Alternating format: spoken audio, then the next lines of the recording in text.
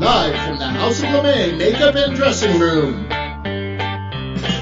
Here comes Amber. Stop what you're doing. Here comes Amber. She's just doing what she can. Here comes Amber. Cue the spotlight. Here comes Amber with 2 drinks in her hand. The matriarch of fashion, secrets to her glasses. You can't look away. Ask her, does she do it? There's really nothing to it. She's got that feminine game. If you have a party, or if you're feeling naughty, call up the House of LeMay. Here comes your favorite gal.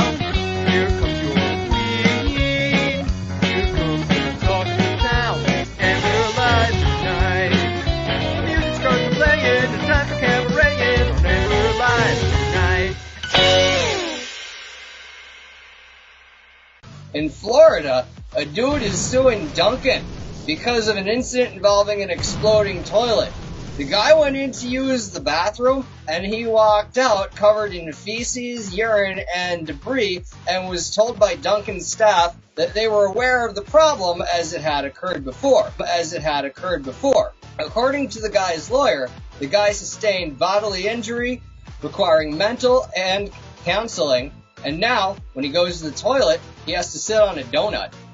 The U.S. Federal Highway Administration is changing its rules and putting a stop to humorous signs seen along the highway. This means the end of signs like visiting in-laws, slow down, get there late, and driving fast and furious.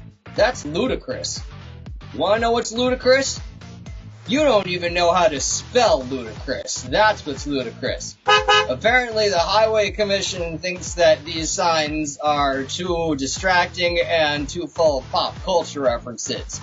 Dude, this is just further proof that the United States has lost its sense of humor. In New York City.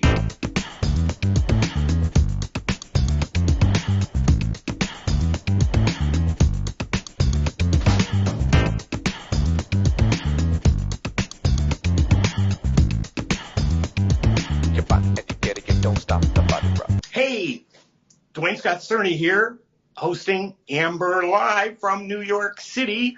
First, remember to like, share, especially share. We've got a great show tonight, and let's start with this guy who's going to give us the news briefs.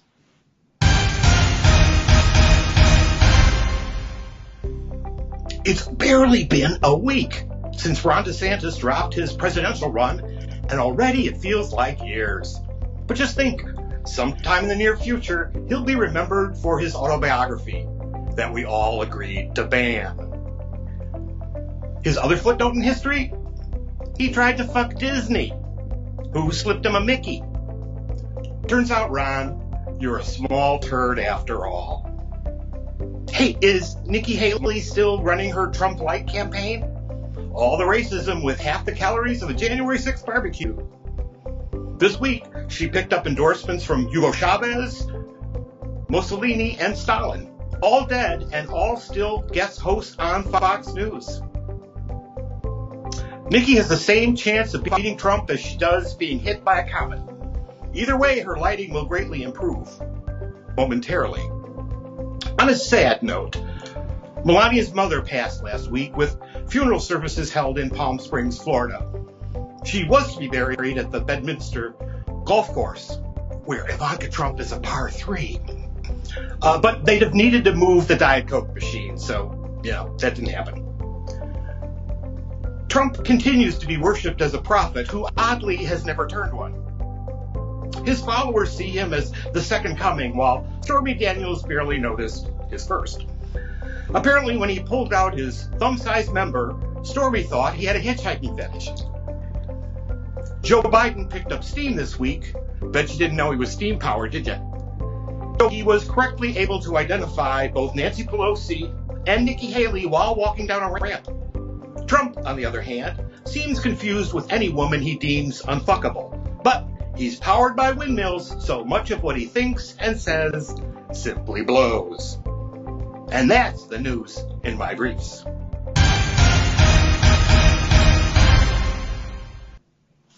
Russell, come on in and tell us more about the show. Hey, Duane, how are you? I'm good. How are you? Good. How's New York City? Cold. It's cold. I haven't seen you since last night, I know it. but we will talk about that later in the show. Okay. First, though, we got to talk about something.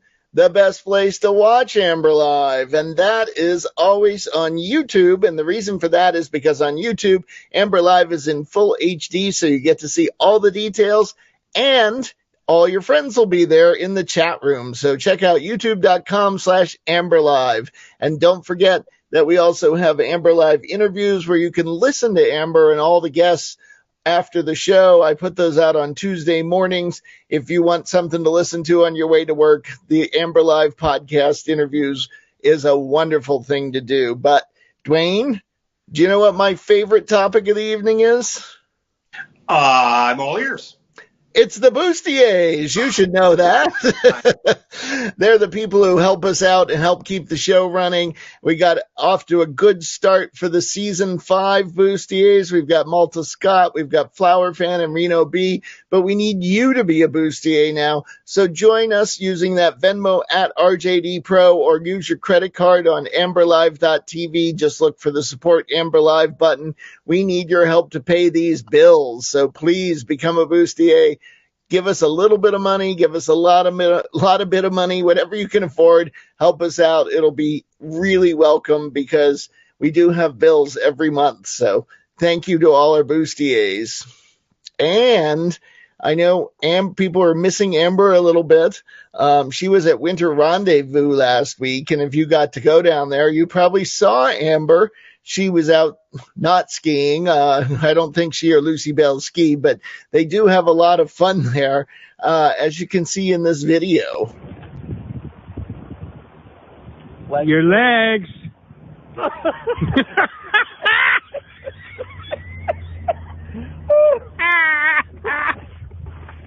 Yeah, that's Amber trying to make a snow angel.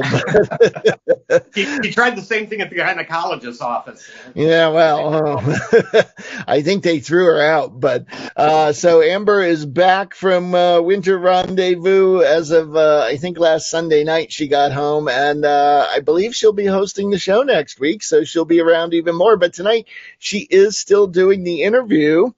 And do you know who that interview is with, Duane? I do. I'm all excited that it's another author, Elyssa Goodman.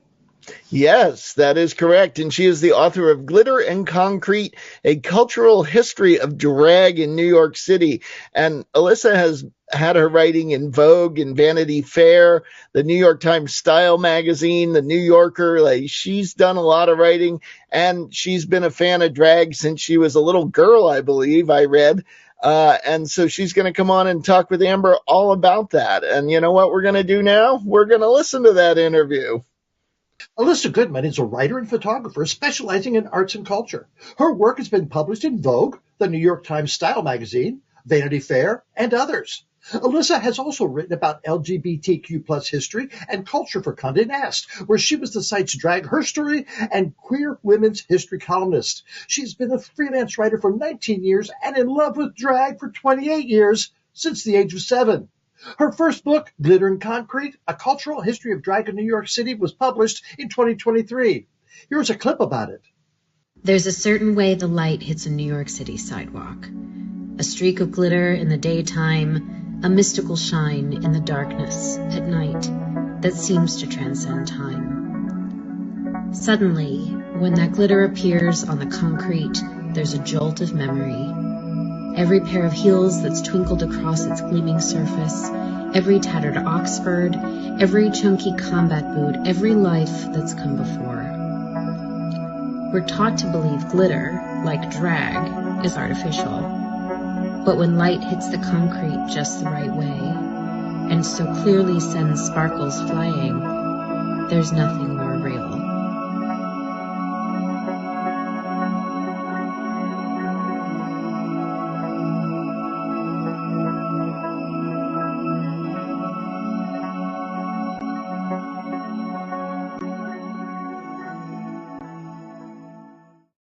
Elyssa, come on in. Hi, Amber. How are you? I'm doing well. This is so good to talk to you. All right. You got infatuated with drag at a very, very early age. Sure. How did that happen? I saw the film Tu Wong Fu, Thanks for Everything, Julie Newmar, and I believe it was on pay-per-view at the time. And that was it. To that point, my mother had raised me on 1950s movie musicals, and I loved the color and I loved the costumes. And so Tu Wong Fu sort of entering my orbit made perfect sense, except these were people who were here now. And I just loved them. I thought they were beautiful. My interest in it came, I think, at first from a design perspective. And then I fell in love with their warmth and their attitude and their outlook on life. And it's been a part of my life ever since. When did you start writing? And tell me about your education in journalism. Sure. I actually had a teacher in 4th grade named Susan Ludwig, who I'm still friends with, who pointed out the fact that I was a skilled writer in some way. And in the same way that I first encountered drag, I just ran with it. You know, she told my mother to encourage the writing, and she did. And here I am. My education in journalism started when I was, I guess technically probably in high school, but I always had an interest in writing nonfiction and reading it as well. I was the editor-in-chief of the yearbook, and I wrote for the local newspaper, which I did for many years. And when I got to college at Carnegie Mellon, I studied professional writing and creative writing, and I started a music magazine there. And then I just kept going. I moved to New York. I had a job in an office, and I got laid off, and I needed to figure out what to do. And I turned it into, originally it was social media, which at the time didn't mean what it means now. And I was writing and I was taking pictures, and eventually I phased out the social media, and I've been only a writer and photographer for actually about 10 years. And so you used your history of knowing and liking drag and turned that into a career. Pretty much, yeah. It's one of the many things that I write about. I usually say that I write about arts and culture, and then drag is one of the things that I write about under that, but it's absolutely a specialty within it. Yes. Tell me about your work as a columnist for those magazines. What were your topics, and what were some of your favorite columns? So I was the drag herstory columnist at Conde Nast then, and I wrote about drag of all different stripes of across the gender spectrum. And I think some of my favorite pieces were the ones where I got to learn something as well. You learn in the process of writing whatever you write, but it was fun to learn about people that I didn't know as much about. I think one of my favorite pieces was, and I knew about Stormé de Lavier, but I was excited to learn about her background in the Jewel Box Review and being photographed by Diane Arbus, and to encounter the photograph of her sitting on a park bench photographed by Diane Arbus, which was really wonderful. And I loved it so much that I think made that the opening of the piece. And I loved writing the Charles Busch piece too. And Charles is now someone that I have known, and I interviewed him for this book. And we were just on a panel together at the Brooklyn Book Festival. But at the time I knew him from Die Mommy Die, and not much else. So it was fun to be able to sit down and read his work and to watch it and to, make myself a student of his as well. Absolutely. Charles Busch has been a guest here many times on Amber Live, and Russell and I have been in his apartment. Oh, yes. Oh, I saw it on, was it Architectural Digest? And it's magical. Yeah. Well, yeah. Oh, it's even better in person. A girl can dream. So the history of drag, how far back do you go? 1865. And why then? I wanted the people that I wrote about to be as diverse as possible. And that was the time when there would have been people of as many ethnicities as possible on stages in the U.S. Due to the end of the Civil War. Mm-hmm. And where do you find information about drag from 1865 or 1865? Yeah, that's a great question. You have to do a lot of digging, and I think one of the things that's interesting about it too is to learn the different ways that drag was referred to and the different ways that it was consumed, which also played parts in how I was able to look for things. So, for example, one of the people I found was a performer named Andrew Tribble, who he was a Black performer who started in minstrel shows, which unfortunately is how a lot of Black artists had to get their start at the time. And then once he moved north, he wore for a bit in a show in Chicago. He got into drag, and then the audience laughed so much that he kept doing it throughout the rest of his career. And he didn't only do drag, but he was an influential drag artist in his time, absolutely. Even though it was coming from more of like a comedic perspective, this like a Mrs. Doubtfire or like a Milton Berle or something like that. But it's still an important part of drag history and all these different forms that all these different spaces that the form can live in. Yeah. Was drag underground, or was it part of the general entertainment venues?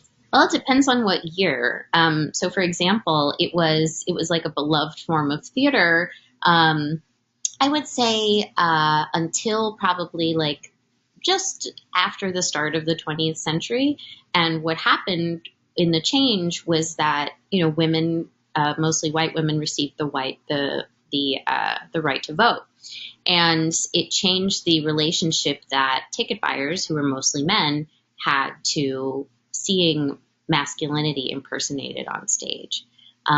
So in different points in history, it's gone up and down. And I mean, just like, I would say for probably like the 15 years that RuPaul's Drag Race has been on, like just in the last, I don't know, what is it, like year or two that we've really had this national backlash. But that is unfortunately not unprecedented.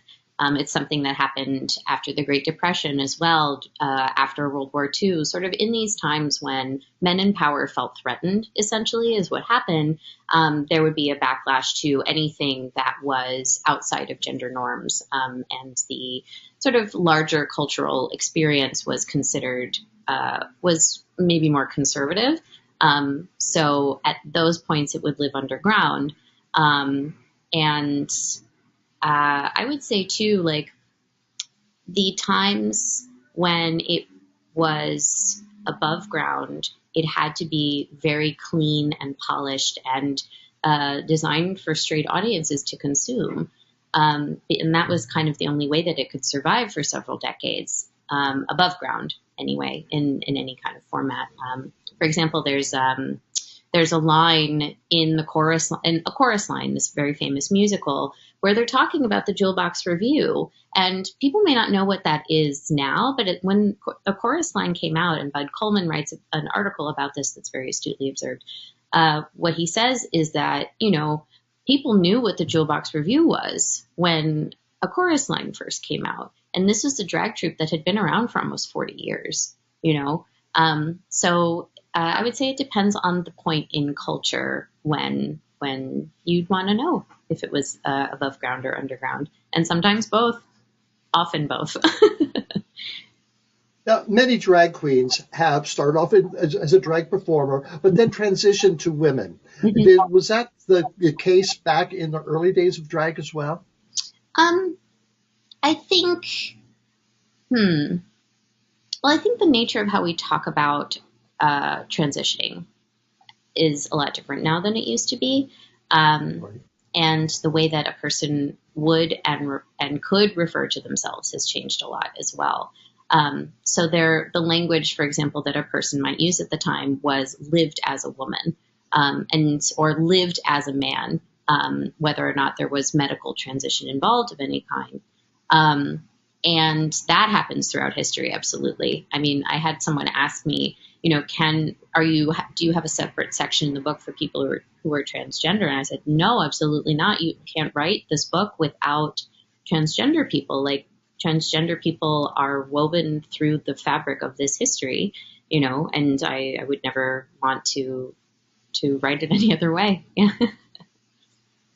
We've got many pictures from your book to show, but we're going to take a little break right now, but we'll be right back with Elyssa. Great.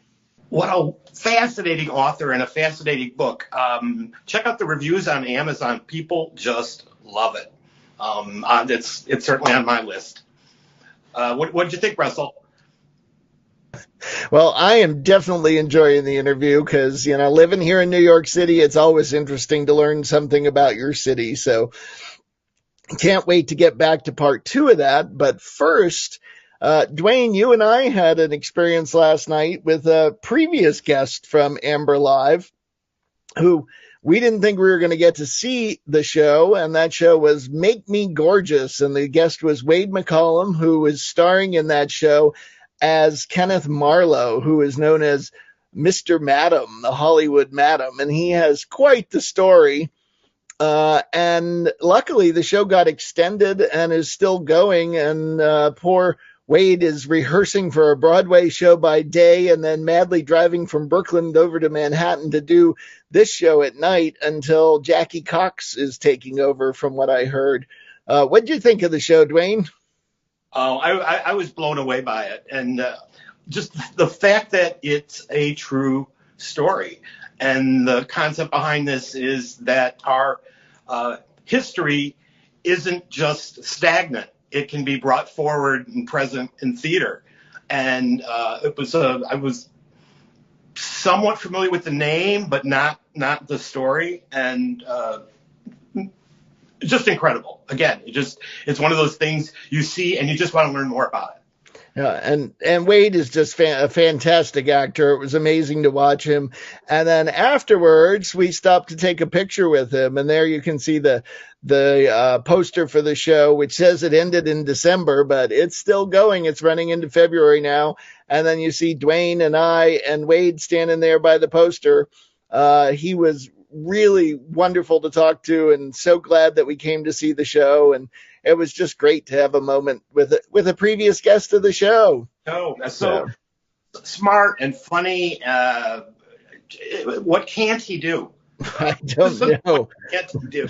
What What he can't do yet, though, is wear a T-shirt from Amber Live, because he doesn't have one, but you can always get one at the Amber Live store. And we have tons of great T-shirts and bags and mugs, and we recommend that everybody check the store out, because that helps us keep going too. We get a part of those proceeds to go to Amber Live and keep it going. And if you remember, last week's guest, Paul Verberg, gave us a copy of his picture from a gay rodeo poster that he did back in the 80s, and he's allowing us to print that on products, and those are available in the store too. So go check all of that out after the show.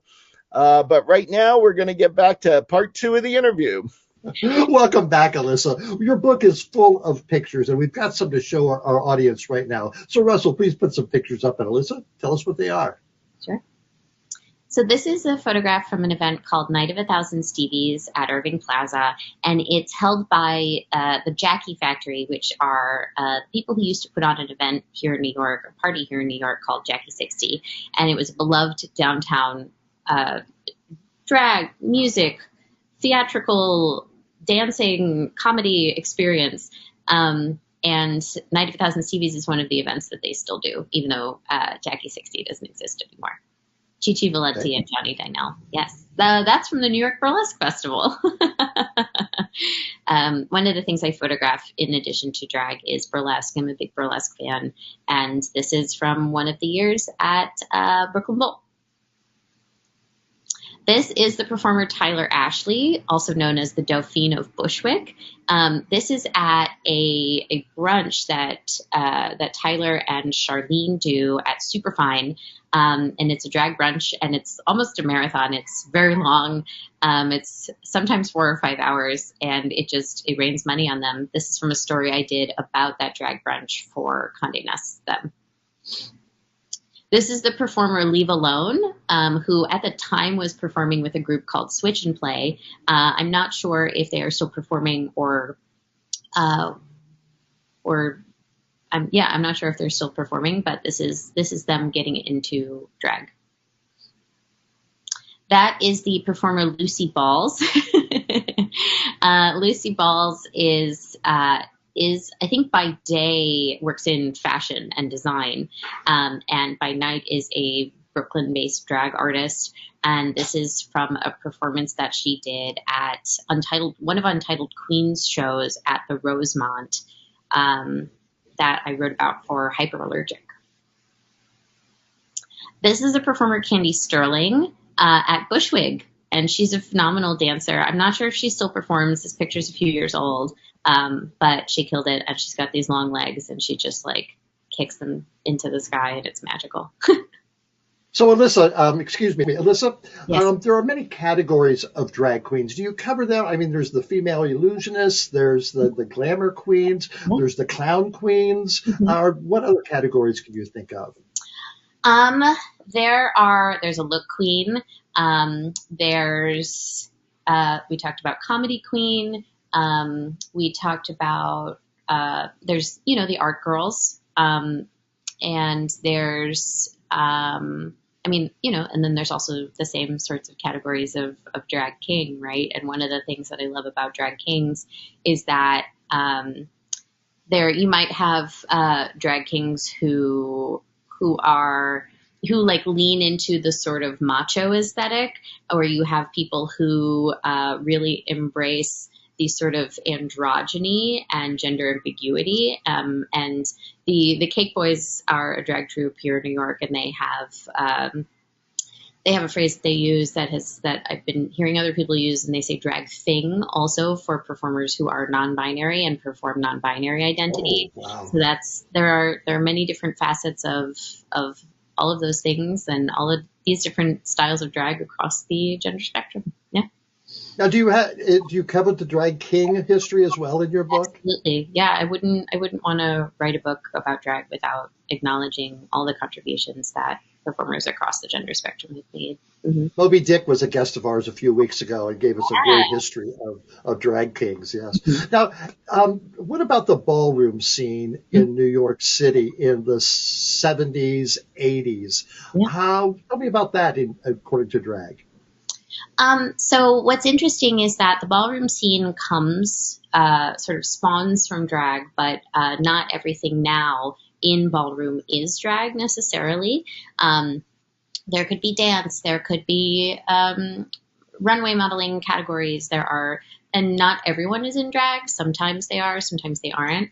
But it very much comes from, if you've seen the 1968 documentary, The Queen, it comes from this last moment almost in the film of Electricity, where Crystal LaBeija feels wronged by the pageant's results, and she storms off, and she's got a lot of words to say about how the pageant is rigged, and I'm not ashamed to show my color, like feeling that the pageant is racist. And one of the things that I heard that I really love that I write about in the book too is at the 50th anniversary of the Queen at Town Hall in 2018, the House of LaBeija came up on stage and they said, we create in part the ballroom scene as it exists now. We have it so we don't have to wonder. We don't have to. What am I trying to say? We don't have to think about why Harlow won. So we're all winners here, essentially. If in the film, of course, the person who wins the pageant is Rachel Harlow, who is a white queen. This is a space where you didn't have to worry about that anymore. If anyone is unaware what the ballroom scene is, I highly recommend Paris is Burning, the documentary Paris is Burning, which is one of my all-time favorite documentaries. How did the onset of AIDS change the drag scene? Well, one of the things it did is that it allowed people to see drag in a different way. And to that point, I think one of the performers, Glamamore, I spoke to for the book, said, at that point, doing drag was the wrongest thing you could possibly do, which is one of my favorite quotes from the book. And it wasn't something that people had a lot of respect for, whether it was, it was seen as trashy. It was, there was also probably some internalized homophobia involved in that. But during the AIDS crisis, the drag queens and kings created space for people to laugh and for people to enjoy themselves. And they were activists too. They were organizing benefits and they were doing charity performances. Right. They were going to hospitals. One of my favorite stories that Glenn Moore told me is of her and Connie Fleming, at the time Connie Girl, going to hospitals to visit people. And, the nurses were too scared to bring people's trays in. So they would bring them in, and they would make people laugh in the elevator, and they weren't scared, and that I think it's an amazing contribution that they made, and people began, thankfully, to acknowledge that. How has RuPaul changed the drag scene? Well, I think one of the most important contributions that RuPaul's Drag Race has made is that it's created an appetite for drag outside of the drag bar. And I think what that does is it allows, as Linda Simpson says, it's a high tide raises all ships sort of situation. And I mean, what I've said in the past too is that, I wouldn't be able to write my book without the space that RuPaul has created, because this is, she has drummed up so much of this interest that there's created a market for a book like mine, essentially, and I think something that also happens is that, it makes drag accessible for a lot of people who may not have been able to see it otherwise, or to see it before they're 21 and going to a bar, or to see it, in some cases for free, depending on where you see it, or, if you're, what kind of streaming service you use, or on a cheaper basis anyway. And I think it allows it to be in more homes, and then I also I wish, I'm not going to say I wish, one of the reasons I wrote the book is because I wanted people to know that there were stories of drag outside of the show as well. And there were styles of drag outside of the show as well. Yes. And that there's a long history of drag that got us to RuPaul's Drag Race. And one of the things I say in the book is, drag didn't need a television show to be the powerful art form that it is. It's great that it has one, but there's so much more than what meets the surface. A Trixie Mattel quote, actually, that I say a lot, or that I recite a lot, is that saying you love drag but you only watch Drag Race is like saying you love music but you only watch American Idol. It is the pop music representation of drag, but there are so many other genres as well. Well, Elyssa Goodman, thank you so much for joining us. Fascinating stories on the history of drag.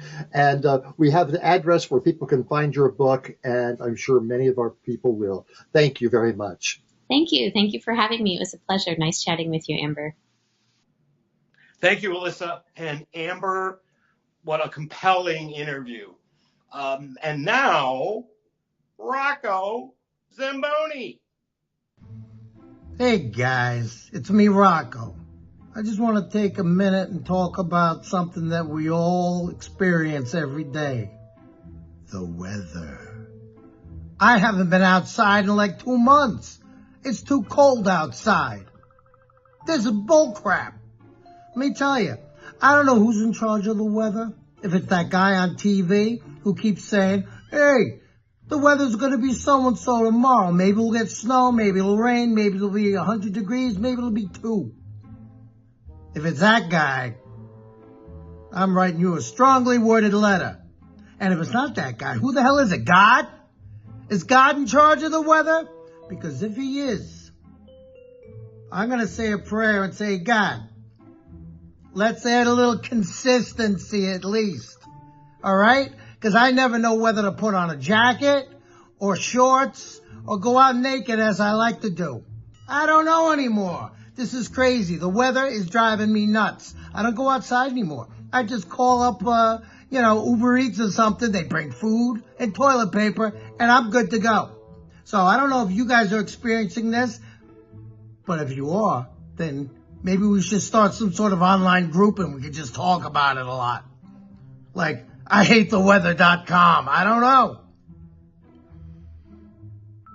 Anyway, that's my 2 cents this week. That's all I got to say because I'm just under the weather today. Ha ha ha.